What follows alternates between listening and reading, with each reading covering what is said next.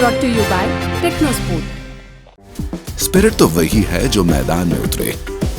टेक्नोस्पोर्ट, sport your spirit. अगर आसान होता तो हर कोई कर लेता, ऐसा ही कुछ लिखा हुआ है छत्रसाल स्टेडियम के कमरे की एक दीवार पर। यह तस्वीर 21 साल के एक युवा रेसलर ने अपने आप को मोटिवेट करने के लिए लगा रखी है, क्योंकि बचपन से लड़के का सपना है देश के लिए एक ओलंपिक्स मेडल जीतने का, और ये सपना 9 अगस्त शुक्रवार को पूरा हो गया है। युवा रेसलर ने पेरिस ओलंपिक्स 2024 में देश को 6ठा मेडल दिला दिया है।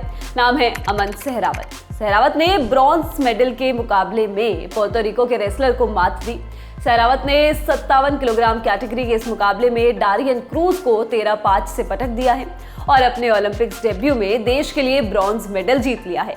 सुशील कुमार को देखकर रेसलिंग की शुरुआत करने वाला और रवि धैया को अपना आदर्श मानने वाला ये लड़का है कौन, आइए जानते हैं। अमन सहरावत का जन्म 16 जुलाई 2003 को हुआ हरियाणा के झज्जर जिले के बिरोहर गांव में। बचपन से ही गांव में कुश्ती शुरू कर दी। सुशील कुमार को लंदन ओलंपिक्स में मेडल जीतते देखने के बाद तो उन्होंने प्रोफेशनल रेसलर बनने की ठान ही ली, लेकिन कम उम्र में ही उनके ऊपर मुसीबत का पहाड़ टूट पड़ा। अमन जब 10 साल के थे तब उनकी माता का निधन हो गया। उनके पिता ये दुख सहन नहीं कर पाए और कुछ महीनों बाद उनका भी निधन हो गया।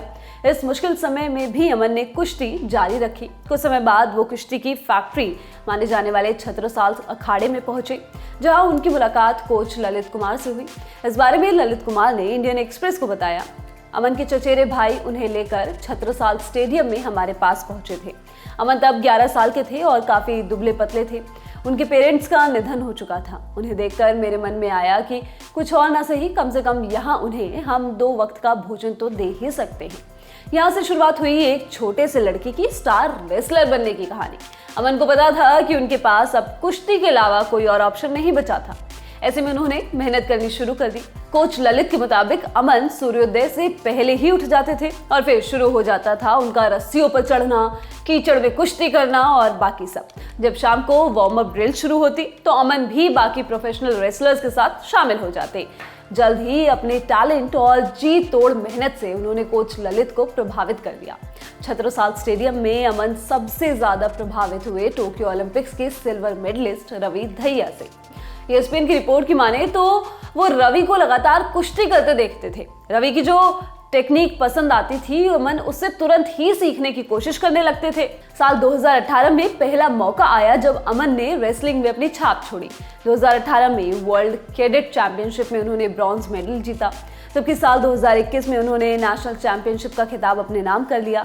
फिर बारी आई साल 2022 की अंडर 23 वर्ल्ड चैंपियनशिप, जहां युवा रेसलर गोल्ड मेडल जीतने वाले पहले भारतीय पहलवान बन गए।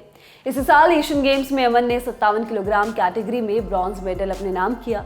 यहां से अमन ने पीछे मुड़कर नहीं देखा। जनवरी 2024 में हुए जगरेब ओपन रेसलिंग टूर्नामेंट में अमन ने गोल्ड मेडल अपने नाम कर लिया। सबसे खास बात यह रही कि उन्होंने अपने सारे विरोधियों को टेक्निकल सुपीरियॉरिटी से हराया। अमन का सपना पेरिस ओलंपिक्स का था, लेकिन इस दौरान अमन की राह में खड़े थे उनके ही आइडल रवि धैया। दोनों 57 किलोग्राम कैटेगरी में हिस्सा लेते थे। ऐसे में अमन के पास रवि को हराने के अलावा कोई ऑप्शन नहीं बचा था। मौका था 2024 से एशियन क्वालिफायर टूर्नामेंट का, जहां उन्होंने रवि धैया को 14-13 के अंतर से हरा दिया और उन्हें इस्तांबुल में होने वाली वर्ल्ड रेसलिंग क्वालिफिकेशन टूर्नामेंट में हिस्सा लेने का मौका मिल गया। अमन ने न सिर्फ इस टूर्नामेंट में हिस्सा लिया, बल्कि वो ओलंपिक्स कोटा हासिल करने वाले इकलौते इंडियन मेन रेसलर भी बन गए। पेरिस ओलंपिक्स में अमन ने 57 kilogram free style round of 16 का पहला मुकाबला मैसेडोनिया के पहलवान के खिलाफ खेला, जिसे उन्होंने टेक्निकल सुपीरियॉरिटी के आधार पर 10-0 से जीत लिया। क्वार्टर फाइनल मुकाबले में भी अमन की यही फॉर्म बरकरार रही। उन्होंने अल्बानिया के पहलवान को 12-0 से हरा दिया। हालांकि सेमीफाइनल मुकाबले में अमन के सामने नंबर 1 रेसलर री हिगुची थे। इस मुकाबले में अमन को 0-10 से हार का सामना करना पड़ा था। इस वीडियो में बस इतना ही। इस वीडियो के लिए स्क्रिप्टिंग की है रविराज ने। मैं हूं गरिमा। स्पोर्ट्स से जुड़ी खबरों के लिए आप लोग देखते रहिए ललन टॉप स्पोर्ट्स। शुक्रिया।